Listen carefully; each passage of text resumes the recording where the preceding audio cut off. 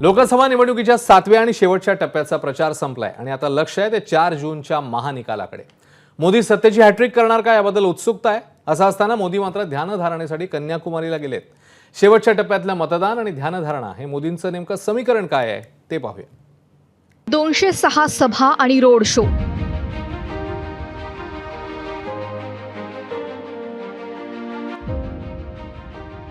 ऐंशी मुलाखती आणि आता कन्याकुमारीत ध्यानधारणा।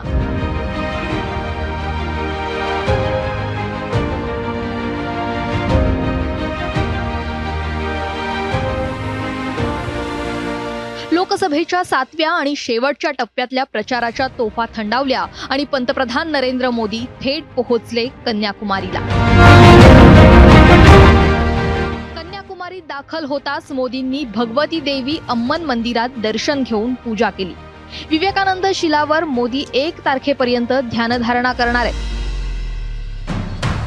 विवेकानंद रॉक मेमोरियल हे भारतातील सर्वात दक्षिणेकडील टोक।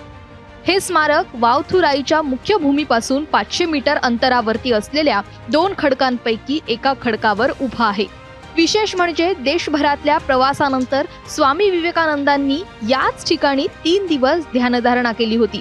1970 मध्ये स्वामी विवेकानंदांच्या सन्मानार्थ बांधलं गेलं होतं।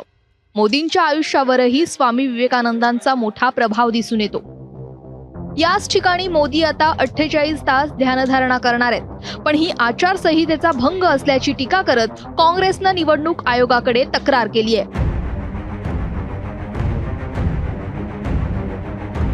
हमने ये कंप्लेंट रखी है कि माननीय प्रधानमंत्री ने जो घोषणा की है कि वो एक मौन व्रत में बैठेंगे 30 तारीख की शाम से। आप जानते हैं कि जो चुप्पी का समय है वो 30 तारीख की सुबह 7 बजे से लेकर 1 तारीख तक चलता है। ठीक उसके बीच में माननीय प्रधानमंत्री ने घोषणा की है। ये सीधा आदर्श संहिता का उल्लंघन है।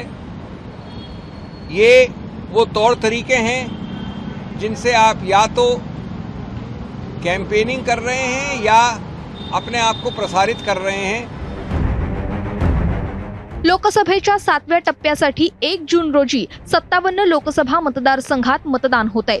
यात उत्तर प्रदेश, बिहार, झारखंड, हिमाचल प्रदेशसह 8 राज्य आणि केंद्रशासित प्रदेशांचा समावेश आहे।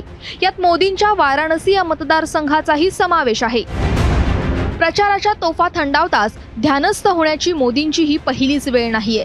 2019 मध्येही शेवटच्या टप्प्यातला प्रचार संपताच मोदी ध्यानधारणेसाठी केदारनाथला गेले होते। मोदींनी केदारनाथ मधल्या रुद्रगृहेत ध्यानधारणा केली होती।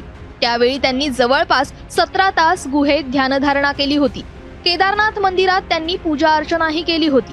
केदारनाथ आणि मोदी यांच्यातलं नातं 5 दशकांचं असल्याचं बोललं जातं। 1968 मध्ये अध्यात्माच्या शोधात घराबाहेर पडलेले मोदी केदारनाथ पर्यंत गेले होते।